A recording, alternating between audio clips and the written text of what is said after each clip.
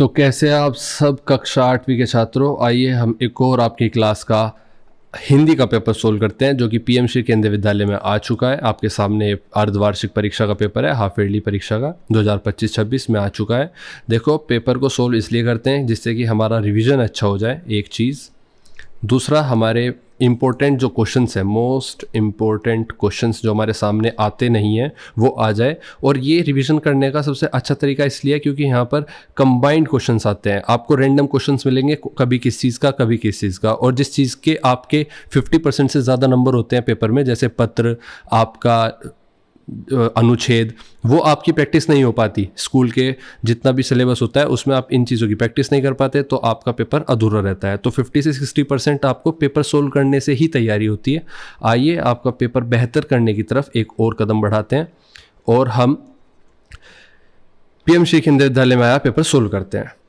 तो बिना समय गवाए, welcome to Concept Wise YouTube channel, और हम अपना पेपर सोल्व करते हैं। और हाँ, हमारी अप्रोच, एक चीज़ रह गई, हमारी अप्रोच पता चलती है पेपर को किस तरह से सोल्व किया जाता है और क्या चीज़ पहले की जाती है और क्या चीज़ बाद में, क्या छोड़ा जाता है, क्या किया जाता है, किस चीज़ पर दोबारा जा सकते हैं हम पेपर में सोल्व करते हो, किस पर नहीं। ठीक है, तो आपके सामने खंड का में पठित गद्यांश एवं काव्यांश का प्रश्न है, जिसमें कहा गया है कि निम्नलिखित गद्यांश को ध्यानपूर्वक पढ़कर पूछे गए प्रश्नों के सही उत्तर लिखिए। आपका पद्यांश जो सामने दिया गया है, गद्यांश बेसिकली वो है, घर में हम 3 ही व्यक्ति रहते हैं, माँ, पिताजी और मैं। ठीक है, अब आपकी अप्रोच क्या होनी चाहिए? आपकी अप्रोच होनी चाहिए कि आप इसको वन गो में, एक बारी में पढ़ेंगे पूरा, और बीच में कहीं पर भी दोबारा नहीं पढ़ेंगे। इससे आपको आइडिया लग जाएगा किस बारे में कहा गया है और किस बारे में आपको बताया जा रहा है। लेकिन आपको दोबारा इस पैसेज पर कब आना है? जब आप क्वेश्चन पढ़ लोगे। ठीक है, तो आपका टाइम भी वेस्ट नहीं होगा और आप तेज़ी से पेपर सोल्व कर पाओगे। उसके बाद मैं बताऊँगा जो क्वेश्चन नहीं होंगे उनको कैसे करना है। ठीक है, अभी आपको सिर्फ एक बारी में पूरा पढ़ना है। तो घर में हम 3 व्यक्ति रहते हैं, माँ, पिताजी और मैं। पर पिताजी कहते हैं कि यह घर सराय बना हुआ है, हम तो जैसे यहाँ मेहमान हैं, घर के मालिक तो कोई दूसरे ही हैं। आंगन में आम का पेड़ है, तरह तरह के पक्षी उस पर डेरा डालते हैं।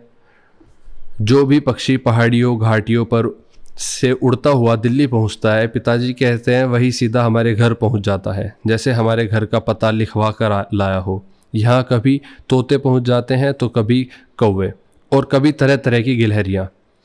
वह शोर मचता है कि कानों के पर्दे फट जाएं, पर लोग कहते हैं कि पक्षी गा रहे हैं। घर के अंदर भी यही हाल है, बिसियों तो चूहे बसते हैं, रात भर एक कमरे से दूसरे कमरे में भागते फिरते हैं। वह धमा चौकड़ी मस्ती है कि हम लोग ठीक तरह से सो भी नहीं पाते।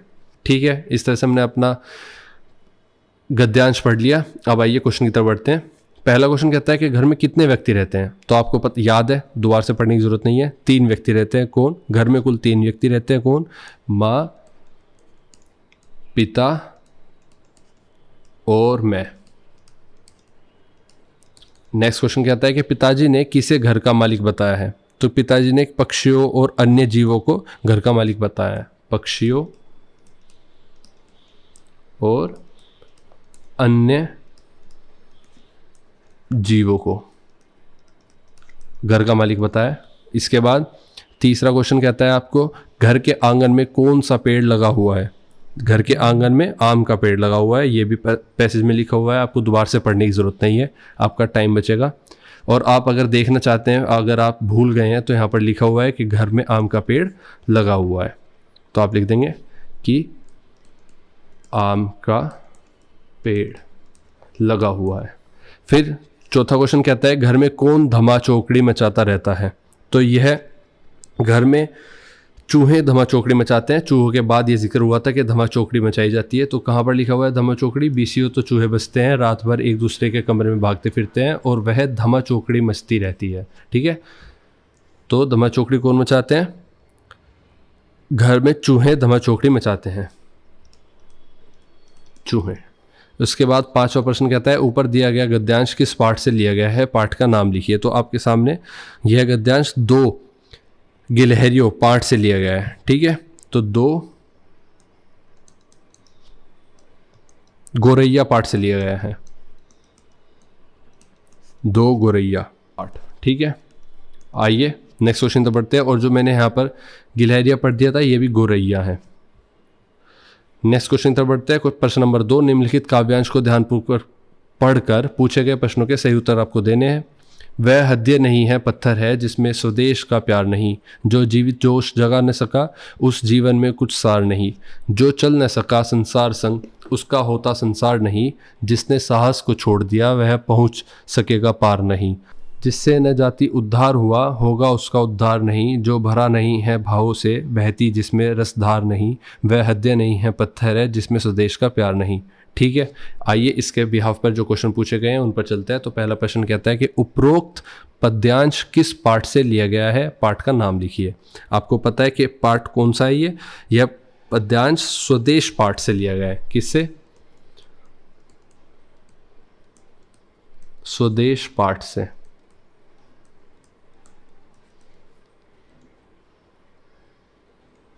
दूसरा प्रश्न कहता है कि उपरोक्त गद्यांश के कवि नाम क्या है, कवि का नाम क्या है। तो इस पद्यांश के कवि का नाम गया प्रसाद शुक्ल स्नेही है। गया।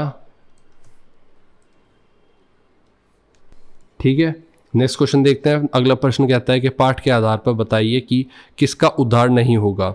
तो कवि कहता है कि जिस व्यक्ति से उसकी जाति या समाज का उद्धार नहीं हो पाया, उसका स्वयं का उद्धार भी संभव नहीं है। तो आइए इसको पर्टिकुलर देख लेते हैं कैसे आंसर लिखा जाएगा। तो कवि कहते हैं कि जिस व्यक्ति से उसकी जाति या समाज का उद्धार नहीं हो पाया, उसका स्वयं का उद्धार भी असंभव है। आइए नेक्स्ट प्रश्न देखते हैं कि पाठ के आधार पर बताइए कि संसार किसका नहीं होता। तो संसार किसका? जो मनुष्य संसार की गति के साथ नहीं चलता। जो व्यक्ति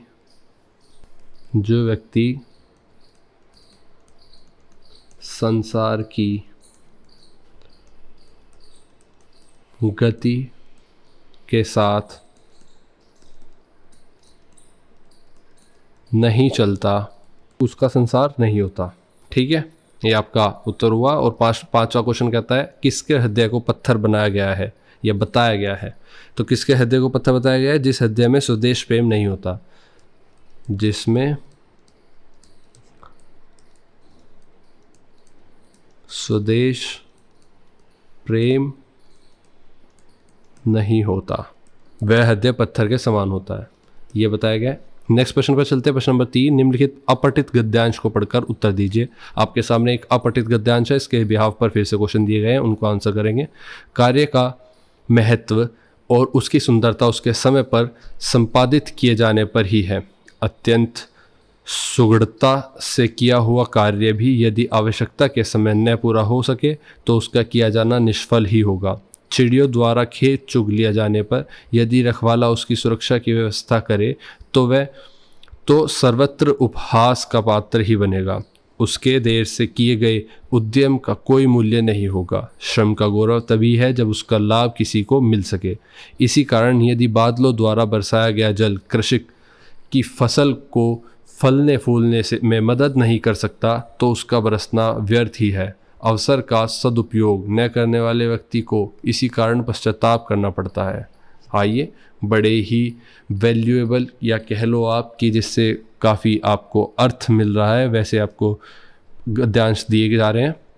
अपठित गद्यांश आपके सामने बड़ा ही वैल्यूएबल था। इसके बिहाफ में जो क्वेश्चन दिया गया है वह है जीवन में समय का महत्व क्यों है। पहला ऑप्शन है, अच्छा ये भी हमने उसी अप्रोच से किया कि हम इसको एक बार ही पढ़ेंगे, ठीक है, बार बार नहीं पढ़ेंगे। इसके बाद हम सिर्फ सीधा क्वेश्चन पढ़ेंगे, जीवन में समय का महत्व क्यों है।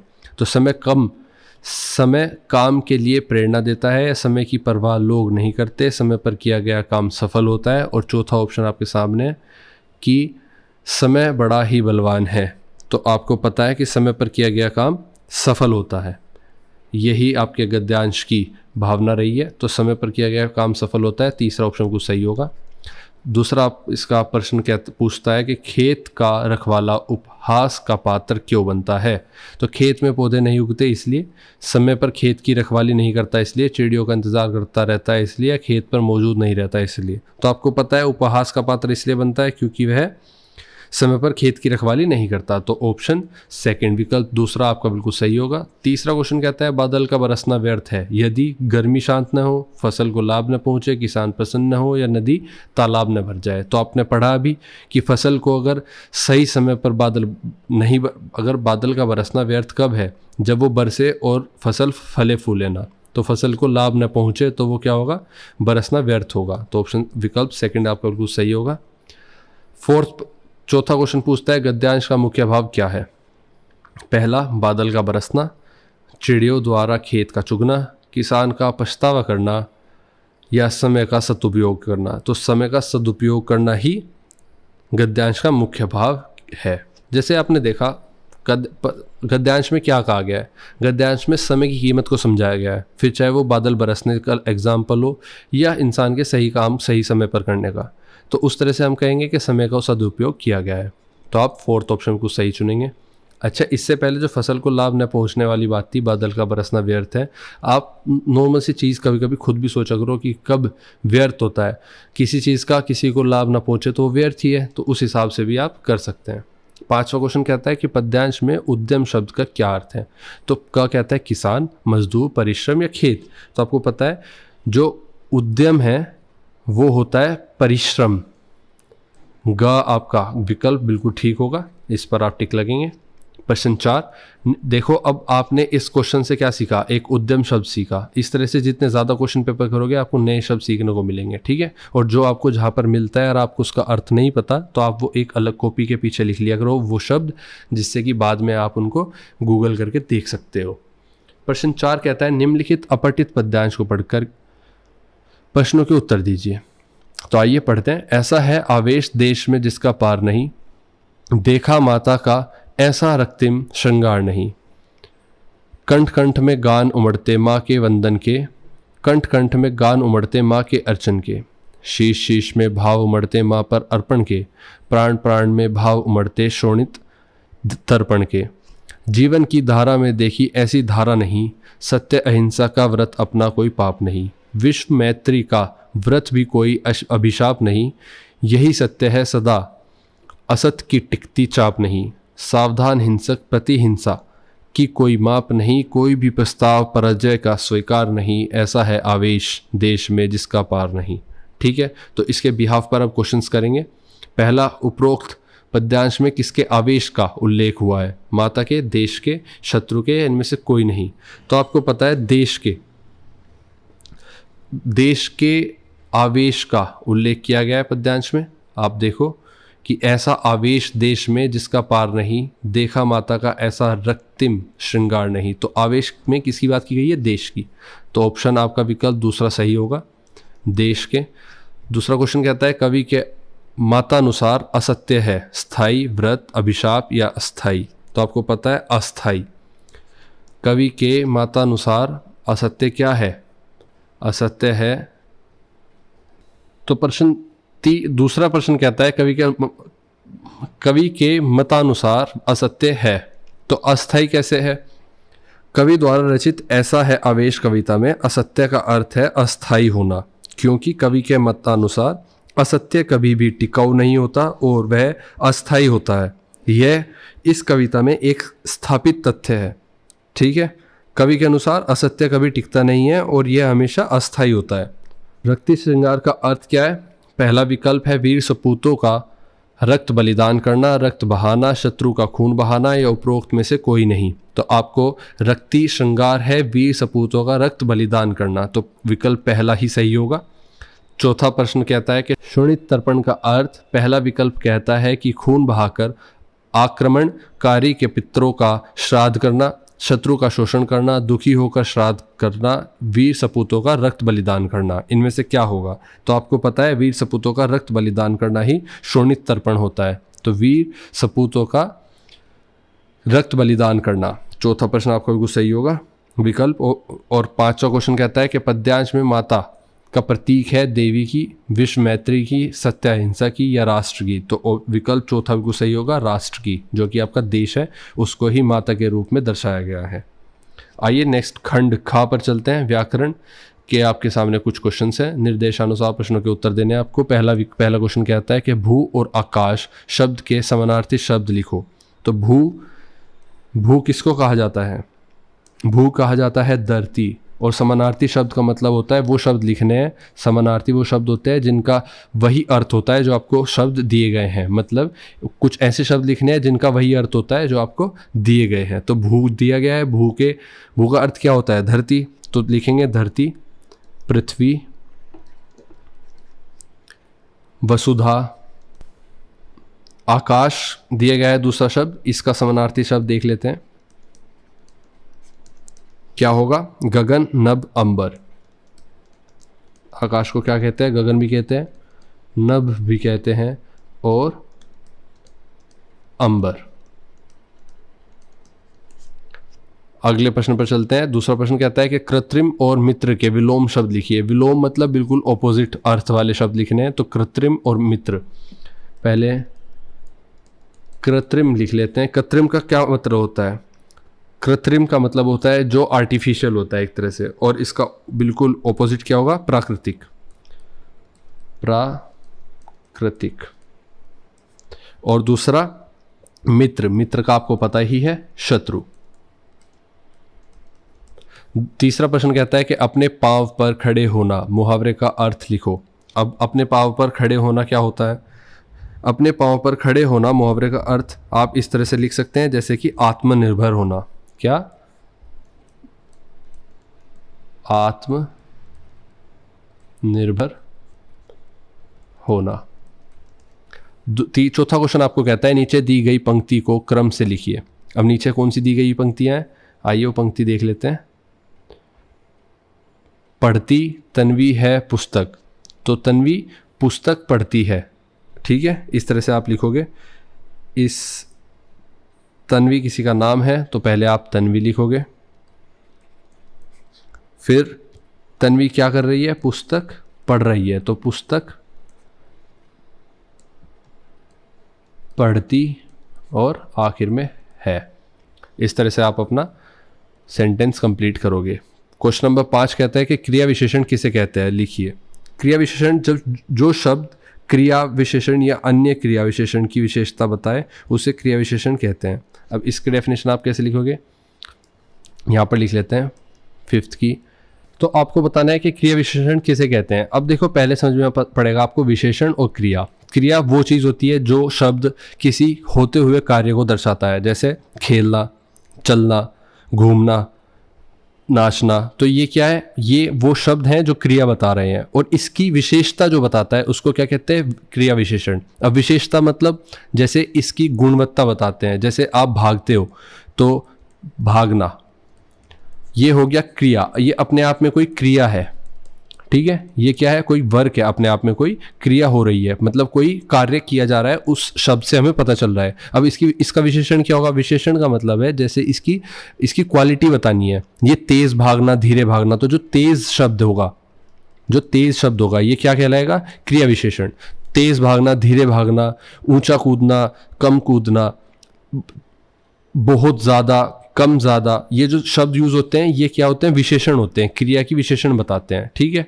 तो इसको लिखेंगे हम कैसे? जिस शब्द से हमें क्रिया की विशेषता का पता चलता है, जिस शब्द से हमें क्रिया की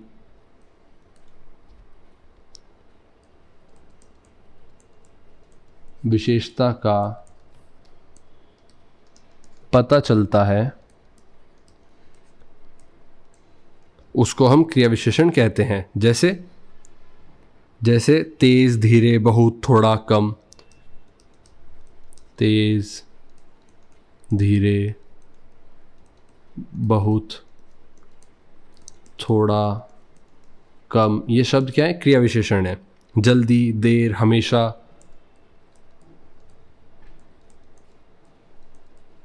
ठीक है, आदि। नेक्स्ट क्वेश्चन की तरफ बढ़ते हैं। पेड़ से पत्ता गिरा पंक्ति में कौन सा कारक है? लिखिए। तो पेड़ से पत्ता गिरा पंक्ति में कौन सा कारक है, ये आपको लिखना है। आइए देखते हैं। देखो, पेड़ से में से अपदान कारक है। क्या है? पेड़ से पत्ता गिरा में जो से है, पेड़ से, ये क्या है? से है, ये अपदान कारक है। अपदान कारक। अब इसको समझेंगे कैसे?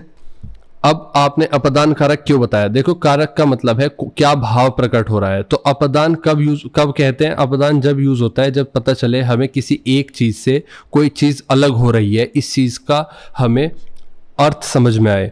जैसे पेड़ से पत्ते का गिरना, ये क्या है? पत्ते का पेड़ से अलग होना दर्शाता है। तो जब कोई चीज़, मैंने बताई आपको, किसी चीज़ से अलग होती दर्शाई जाती है किसी सेंटेंस में, तो वो शब्द जो उसे अलग करता है उसको क्या कहते हैं? अपदान कारक कहते हैं। ठीक है, वहां पर अपदान यूज होगा। नेक्स्ट क्वेश्चन तक बढ़ते हैं। क्वेश्चन नंबर 7, सर्वनाम की परिभाषा लिखिए। सर्वनाम की परिभाषा आपको पता है?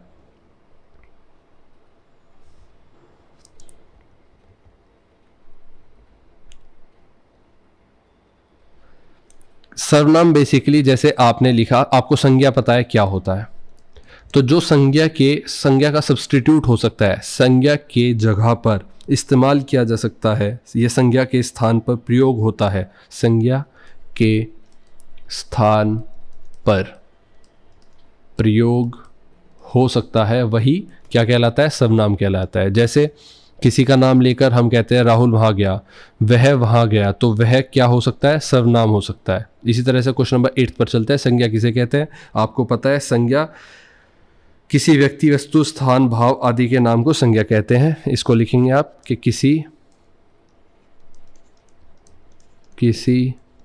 व्यक्ति, वस्तु, स्थान, भाव आदि के नाम को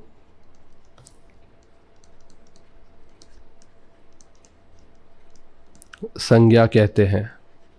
और अगर कोई सेंटेंस में एक बार किसी का नाम ले लिया और उसके बारे में फिर से कुछ बताना हुआ, तो जो शब्द का यूज़ करते हैं हम संज्ञा की जगह, उसको सर्वनाम कहते हैं। आइए नेक्स्ट क्वेश्चन तक बढ़ते हैं। चौराहा और तिरंगा में कौन सा समास है? लिखिए। तो चौराहा और तिरंगा में आपको दिख रहा है, चौराहा में 4 और तिरंगा में 3, मतलब 3 रंगों की बात की गई है और 4 राहों की बात की गई है। तो यहाँ पर संख्या आ गई।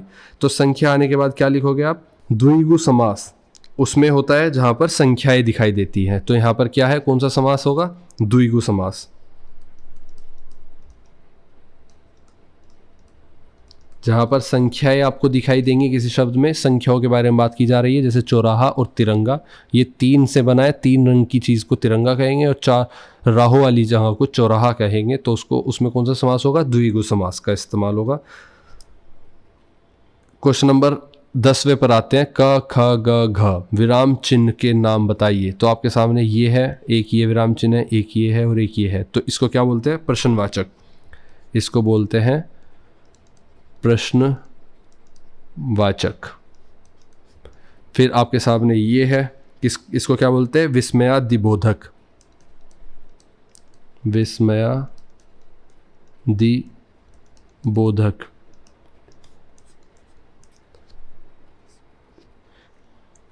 अब आपके सामने ये कोमा है, जिसको हिंदी में बोलते हैं अल्प विराम। और आखिर में आपके सामने ये सीधा डंडा है, जिसको बोलते हैं हम पूर्ण विराम। ठीक है, नेक्स्ट क्वेश्चन तक बढ़ते हैं। खंड ग आपके सामने है, पाठ्य पुस्तक से पर आधारित क्वेश्चन आपके सामने आएंगे। प्रश्न नंबर 6 कहता है, और इसके कुछ पार्ट्स दिए गए हैं क्वेश्चंस के रूप में। निम्नलिखित में से किन्हीं 3 प्रश्नों के आपको उत्तर देने हैं। हर क्वेश्चन 2 नंबर का होगा। देखो, जब भी आपके सामने 2 नंबर का क्वेश्चन आपकी किताब के आधार पर आ जाए, तो आपको फिर वही क्वेश्चन करना है जिसका आपको आंसर आता है। बाकी आपको स्किप करके या मार्क करके आगे बढ़ना है। पहला क्वेश्चन कहता है कि लेखक के घर में चिड़िया ने अपना घोंसला कहाँ बनाया? उसने घोंसला वहीं क्यों बनाया होगा? तो आपका जो क्वेश्चन है, इनके जो आंसर्स है, आपको टेलीग्राम पर चैनल ज्वाइन करने के लिए आप डिस्क्रिप्शन में एक लिंक दिया गया है, वहाँ पर आप टेलीग्राम का चैनल हमारा ज्वाइन कर सकते हैं और अपनी पीडीएफ कुछ स्टेप्स को फॉलो करके अवेल कर सकते हैं। उस पीडीएफ में क्या होगा? ये क्वेश्चन पेपर तो होगा ही, इसके साथ अटैच्ड होगा डिटेल्ड सॉल्यूशन के साथ आपका इसका सॉल्यूशन पेपर, जिसमें आंसर्स कैसे होंगे आइए देखते हैं। तो पहला क्वेश्चन क्या है? लेखक के घर में चिड़िया ने अपना घोंसला कहाँ बनाया और उसने घोंसला वहीं क्यों बनाया? तो तो आपको आंसर्स कैसे मिलेंगे? प्रश्न नंबर 6 था आपका, तो आपको मिलेंगे कुछ इस प्रकार से। पहले आपको क्वेश्चन लिखा हुआ दिखाई देगा पीडीएफ में और फिर आपको उत्तर दिखाई देगा। तो प्रश्न नंबर 6, लेखक के घर में चिड़िया ने अपना घोंसला पंखे के गोले में बनाया। पंखे के गोले में बनाया, आपको साफ नहीं दिख रहा होगा शायद। पंखे के गोले में बनाया, और उसने घोंसला वहीं बनाया क्योंकि वह स्थान उसे सबसे अधिक उपयुक्त और सुरक्षित लगा होगा। उपयुक्त और सुरक्षित लगा होगा। तो इस प्रकार इसका उत्तर लिखोगे आप। दूसरा क्वेश्चन कहता है, अब मैं बार बार मनाने वाला आदमी नहीं हूं। इस कथन से पिता के स्वभाव के कौन से गुण उभर कर आते हैं? तो पिता क्या बात कहते हैं कि अब मैं बार बार मनाने वाला आदमी नहीं रहा। इस कथन से पता चलता है कि वे सख्त, तनुक मिजाज और अनुशासन प्रिय होने लगे थे। वे घर में गंदगी और अव्यवस्था पसंद नहीं करते थे, इसलिए वे गोरैयों को भगाना चाहते थे। गोरैया गंदगी फैलाती थी तो उनको भगाना चाहते थे। हालांकि अंत में उनका हृदय भी पिघल गया। ये इसका आंसर होगा। तीसरे प्रश्न पर चलते हैं। यहाँ पर श्री गंगा की 2 धारा हो गई है, एक का नाम श्री धारा और दूसरी श्री गंगा जी के नाम से। इस पाठ में गंगा शब्द के साथ श्री और जी क्यों लगाया गया है, ये आपको बताना है। तो गंगा के हमारी संस्कृति में गंगा जी को हमारी संस्कृति में माँ माना जाता है और उन्हें देवत्व का दर्जा प्राप्त है, इसलिए श्री और जी लगाकर उनके प्रति श्रद्धा और सम्मान व्यक्त किया जाता है। तो इस प्रकार आप इस प्रश्न का भी उत्तर लिखोगे।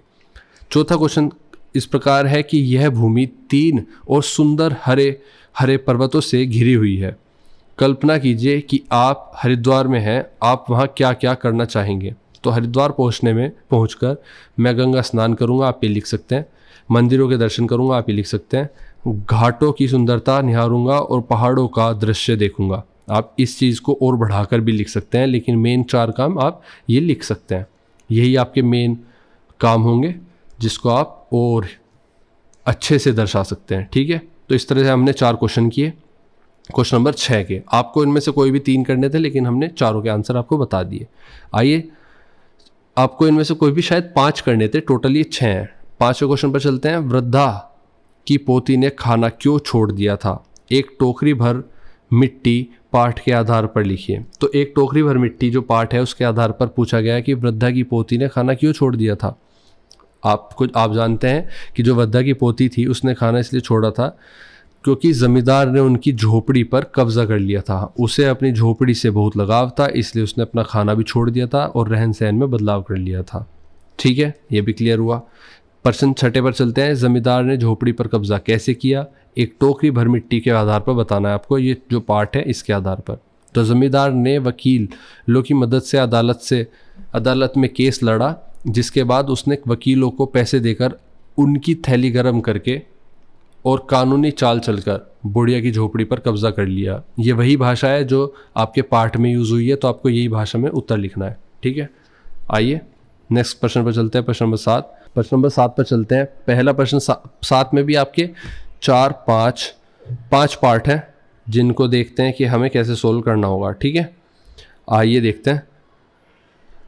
पहला प्रश्न कहा गया है कि गुरु गोविंद दो खड़े काके लघु पाए, बलिहारी गुरु आपके जिन गोविंद दियो बताए। जो ये पंक्ति की गई है इसमें गुरु की महिमा किस प्रकार की गई है? तो दोहे में गुरु की महिमा को दर्शाता है कि गुरु गोविंद ईश्वर से भी बढ़कर है। किससे बढ़कर है? गुरु गोविंद जी ईश्वर से भी बढ़कर है, क्योंकि गुरु ही ईश्वर तक पहुंचने का मार्ग दिखाता है। गुरु के बिना ईश्वर का ज्ञान प्राप्त करना असंभव है, यह संभव नहीं है। इसलिए शिष्य गुरु के सामने अपना सिर झुकाकर उनके प्रति कृतज्ञता व्यक्त करता है। इस तरह से आप अपना इस प्रश्न का आंसर लिख सकते हैं। जैसे कि आपको साफ दिख रहा है कि गुरु गोविंद दो खड़े काके लघु पाए, उनके अगर वो सामने खड़े हैं तो उनके पैरों की तरफ झुककर खड़े होते हैं। बलुहारी गुरु आपके जिन गोविंद दियो बताए। तो इस पंक्ति का, इस दोहे का उत्तर हमने देख लिया कि क्या इसका अर्थ है। दूसरा क्वेश्चन कहता है कि कविता में देश प्रेम के लिए बहुत सी बातें आई हैं। सही बात है। आप देश प्रेम से क्या समझते हैं ये बताना है आपको। देश प्रेम क्या होता है ये तो आप बिना पढ़े भी बता सकते हैं, लेकिन फिर भी हम अपना उत्तर, एक आइडियल उत्तर देख लेते हैं क्या होता है। तो देश प्रेम अपने देश के प्रति गहरा भावनात्मक लगाव होता है, भावनात्मक लगाव, जिसमें आप निष्ठा प्रेम की भावना रखते हैं। जिसमें राष्ट्रहित के लिए समर्पण, कर्तव्य की भावना और अपनी मातृभूमि की रक्षा व उन्नति के लिए हर संभव प्रयास करने का जज्बा शामिल होता है। ये सब क्या है? ये क्या है? देश प्रेम के लिए बहुत सी बातें हैं। जो देश प्रेम है वो क्या होता है? आप इस तरह से देखो, कितने सारे शब्द आए हैं। कर्तव्य की भावना, मातृभूमि की रक्षा, उन्नति के लिए हर संभव प्रयास और जज्बा, जिसमें राष्ट्रहित के लिए समर्पण, ये सब देश प्रेम को दर्शाता है। तीसरा क्वेश्चन कहता है, हम हैं जिसके राजा रानी। इन पंक्तियों में राजा और रानी किसे और क्यों कहा गया है? तो राजा और रानी किसे कहा गया है इन पंक्तियों में? हम हैं जिसके राजा रानी पंक्ति में राजा रानी से तात्पर्य भारत देश के प्रत्येक नागरिक से है। भारत में जितने भी लोग रह रहे हैं उनको राजा रानी माना गया है। कवि ने राजा रानी कहकर इस बात को व्यक्त किया है कि जिस भूमि पर आपने जन्म लिया है वह इतनी समृद्ध, गौरवशाली और ऐतिहासिक, समृद्ध, गौरवशाली और ऐतिहासिक है। हम उसके स्वाभाविक उत्तराधिकारी हैं और इससे लोगों में गर्व, जिम्मेदारी की भावना जगाई गई है। ठीक है, तो इसलिए राजा रानी कहा कवि ने। चौथा क्वेश्चन कहता है कि मत बांधो कविता में सपनों की गति न बांधने की बात क्यों की गई है? तो सपनों की गति न बांधने की बात इसलिए की गई है क्योंकि यदि सपनों को स्वतंत्र उड़ने नहीं दिया जाएगा तो वे हमारी आंखों में रह जाएंगे और समय के साथ खो जाएंगे, तथा एक बार यदि वो खो गए तो दोबारा आंखों में लौटकर नहीं आते। ये आपको पता होना चाहिए। जैसे कि कोई सपना देखता है, कुछ बड़ा बनना चाहता है, एक बार वो सपना आपकी आंखों से ओझल हुआ तो वापस से वो सपना कभी आप वापस नहीं ला पाएंगे। इसी चीज़ को ध्यान में रखते हुए मत बांधो कविता लिखी गई है। पांचवा प्रश्न कहता है, जा तेरे सपने बड़े हैं, पंक्तियों का आशय स्पष्ट कीजिए। तो जो जा तेरे सपने बड़े हैं पंक्तियाँ हैं, इसका आशय व्यक्ति को छोटा या सीमित सपने नहीं देखने चाहिए, ये अर्थ है। ठीक है, बल्कि ऊंचे और विशाल लक्ष्य रखने चाहिए जो उसकी सोच को ऊपर उठाए और जीवन को एक उद्देश्य प्रदान करे। यह पंक्ति एक आशीर्वाद के रूप में कही जाती है, जिससे व्यक्ति को अपने सपनों की ऊंचाई और व्यापकता को बढ़ाने के लिए प्रोत्साहित, मतलब कि आपको मोटिवेट किया जाता है ताकि वह जीवन में एक बड़ा लक्ष्य प्राप्त कर सके। जब तक आप बड़े सपने नहीं देखोगे तब तक आप बड़े अचीवमेंट्स नहीं हासिल करोगे। तो आपको ये पंक्ति समझाती है कि आपको बड़े सपने देखने चाहिए और ये एक आशीर्वाद स्वरूप कही गई लाइन है। प्रश्न नंबर 8 पर आते हैं कि कबीर की साखियाँ, पाठ के आधार पर आपको क्वेश्चन के उत्तर देने हैं। गुरु गोविंद दो खड़े काके लगू पाए, जो ये लाइन है तो इसका आपको पाठ के आधार पर मिलाना है। अब देखते हैं क्वेश्चन किस प्रकार दिया गया था। क्वेश्चन इस प्रकार दिया गया था, देखिए आपके सामने है कि गुरु गोविंद दो खड़े काके लागो पाए, और दूसरा है हमें मधुर वाणी बोलनी चाहिए जिससे मन को शांति मिले। आलोचक को हमें अपनी पास रखना चाहिए ताकि वह हमें अपनी गलती बना सके। सच के बराबर कोई तप नहीं है, झूठ के बराबर कोई पाप नहीं है। बड़ा होने के साथ व्यक्ति और गुरु शिष्य का मार्गदर्शन करते हैं और शिष्य गुरु का आदर करते हैं। तो आपको पता है इसके सामने क्या आना चाहिए? गुरु गोविंद जी के लाइन के सामने आपको कबीर की साखिया पाठ के आधार पर मिलान करना है। ये लाइन इस लाइन से अलग है। ऐसे मान लो कुछ लाइन इस तरफ लिखी है, कुछ लाइन इस तरफ लिखी है, आपको ऐसे मिलान करना है। ये फॉर्मेट की वजह से थोड़ा गलत हो गया है। तो आइए किसके सामने क्या आएगी वो देखते हैं। तो पहले के सामने आपकी लास्ट लाइन आएगी, पहली लाइन के सामने आपकी ब्लू, बड़ा, ये आपका गुरु शिष्य का मार्गदर्शन करते हैं और शिष्य गुरु का आदर करते हैं। ये आपका फर्स्ट की हो गई। ठीक है, फिर सेकंड का आपका ऐसी बानी बोलिए मन का आपा खोए, और इसकी तरफ है कि हमें मधुर वाणी बोलनी चाहिए जिससे मन को शांति मिले। तो ये सेकंड का आपका फर्स्ट लाइन हो गई। ठीक है, तीसरा जो लाइन दी गई है, निंदक नियरे रखिए आंगन कूटी छावाए, इस दोहे का अर्थ क्या होगा? आपके सामने बाढ़ होने के साथ व्यक्ति को उधार भी होना चाहिए। तो या फिर आलोचकों को हमें अपने पास रखना चाहिए ताकि वह हमें अपनी गलती बता सके। तो निंदक वर्ड ही बता रहा है क्रिटिसाइज करना। तो निंदक नियरे रखिए, नियरे मतलब अपने पास रखिए। आंगन कूटी छावाए, तो वो आपकी गलतियों को बताते रहेंगे, वो आपकी गलतियां सिखाते रहेंगे कि क्या आपको सही करना है, क्या आपने गलत कर दिया है। तो तीसरे का क्या होगा? तीसरे का होगा सेकंड वन। तो फर्स्ट का लास्ट फिफ्थ, सेकंड का आपका होगा फर्स्ट, थर्ड लाइन का आपका होगा सेकंड। फोर्थ पर आते हैं, साच बराबर ताप नहीं, झूठ बराबर पाप। ये तो साफ लिखा हुआ है कि सच के बराबर कोई तप नहीं है और झूठ के बराबर कोई पाप नहीं है, तो ये तीसरा होगा इसका। और लास्ट बचा आपका फिफ्थ, जो कि ऑप्शन में क्या बचा आपका फोर्थ। तो फोर्थ लाइन क्या कही गई है, बड़ा हुआ तो क्या हुआ जैसे पेड़ खजूर, बड़ा होने के साथ व्यक्ति को उधार भी होना चाहिए। ये आपकी आंसर्स हो गए। खंड खा पर चलते हैं। रचना लेखन आपके सामने है। प्रश्न नंबर 9, निम्नलिखित में से किसी एक विषय पर अनुच्छेद लिखना है। अब अनुच्छेद कैसे लिखा जाता है, ये तो आपको कोई फॉर्मेट नहीं है, सीधा आपको लिखना है। मेरे सपनों का भारत, मेरे सपनों का विद्यालय, मेरे सपना, मेरी प्रिय पुस्तक, किसी एक पर इनमें से लिखना है। अच्छा, मैं इनको होमवर्क देता हूँ, आपको फिर भी अभी दिखा दूंगा, लेकिन आप इनकी प्रैक्टिस खुद करो घर पर, जिससे कि आप पेपर में अगर कोई और अनुच्छेद आ जाए तो वो लिख सको। ठीक है, अब इन पर प्रश्न नंबर 9 पर हम कैसे लिखते हैं अनुच्छेद वो देख लेते हैं। तो मेरे सपनों का भारत, आप यहाँ से स्क्रीनशॉट लेकर पढ़ सकते हैं। मेरे सपनों का भारत आपका कैसा होगा ये आप खुद ही लिखोगे, ठीक है ना। बेसिकली इसमें कोई सिखाने वाली बात नहीं है, आपको बस हिंदी लिखनी आनी चाहिए और अपने सपनों का भारत लिख देना है। मेरे सपनों का विद्यालय में भी ऐसे ही होगा कि सपनों का विद्यालय ऐसा होगा जहाँ शिक्षा केवल किताबों तक सीमित न रहे, वहाँ बच्चों को खेल कूद, कला, संगीत, विज्ञान, प्रयोग का भी पूरा अवसर मिले। इस तरह से आप लिखते हो, ठीक है। आप इसका स्क्रीनशॉट ले सकते हो। मेरा सपना और मेरी प्रिय पुस्तक, इस तरह से आप लिखते हो। आइए क्वेश्चन नंबर 10 पर चलते हैं। 10th क्वेश्चन कहता है कि आपके घर पर जरूरी कार्य होने के कारण आप विद्यालय में उपस्थित नहीं हो सकते, अतः प्राचार्य जी को 2 दिन के अवकाश हेतु प्रार्थना पत्र लिखिए, या फिर अपने प्रिय मित्र को जन्मदिन की बधाई देते हुए पत्र लिखिए। तो ये हमेशा आता है आपके पेपर में, इसको याद कर लो। 5 नंबर कैसे मिलेंगे, 2 नंबर मिलेंगे आपको मैटर के, 2 नंबर मिलेंगे आपको फॉर्मेट के। तो क्वेश्चन नंबर 10 का जो फॉर्मेट होता है वो आपके सामने ये रहा। देखो, अवकाश हेतु प्रार्थना पत्र, पहले आप ये चीज़ ज़रूर लिखोगे, सेवा में प्रधानाचार्य महोदय ABC विद्यालय का खगा, ठीक है। इसके बाद जहाँ पर मैं रेड लाइन खींचूंगा, ये समझ लो यहाँ पर गैप देना है आपको, ठीक है। ये गैप, दिनांक के बाद गैप, विषय के बाद 1 लाइन का गैप और महोदय के बाद 1 लाइन का गैप। इसके बाद आप अतः के बाद 1 लाइन का गैप दोगे, आपकी कृपा के लिए सदा आभारी रहूँगा, इसके बाद 1 लाइन का गैप दोगे।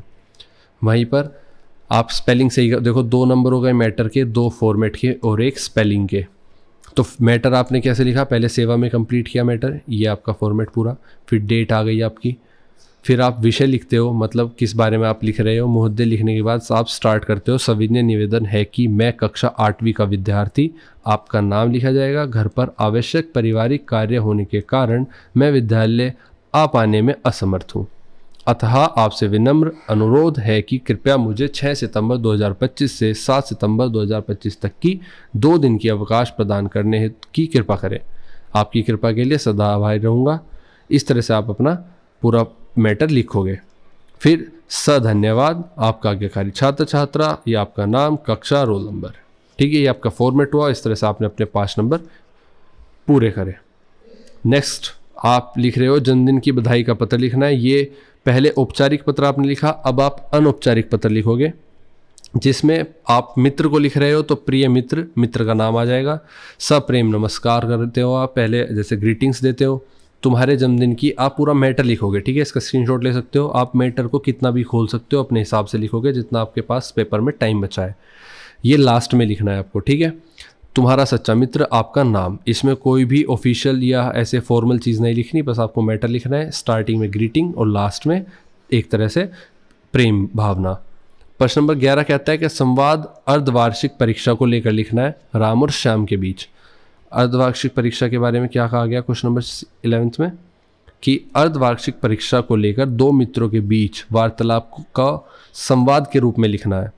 अब इसको समझिए थोड़ा, ये आपको कितना लिखना है और कैसे लिखना है।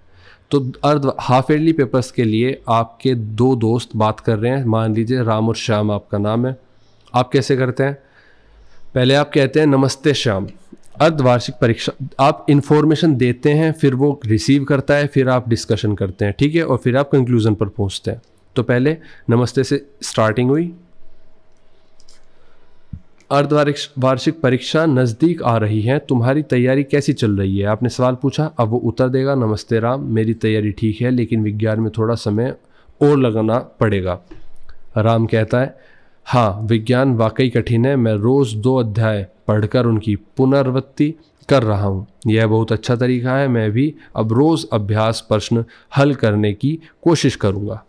तो ये आपने विवाद स्टार्ट कर दिया। अब गणित की तैयारी कैसी है? उसमें तो बहुत अभ्यास ज़रूरी है, गणित के सवाल में रोज़ हल करता हूँ, शाम कहता है, लेकिन शब्द प्रश्नों में थोड़ी परेशानी होती है।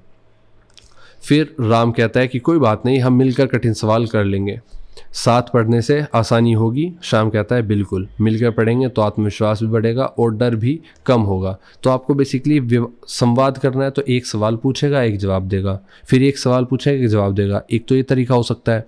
दूसरा तरीका हो सकता है कि आपस में वो सजेशन दे रहे हैं, जैसे सजेशन क्या दिया कि हम एक साथ पढ़ सकते हैं, फिर दूसरा उस सजेशन को मान रहा है कि बिल्कुल मिलकर पढ़ेंगे तो आत्मविश्वास भी बढ़ेगा और डर की भावना भी कम हो जाएगी।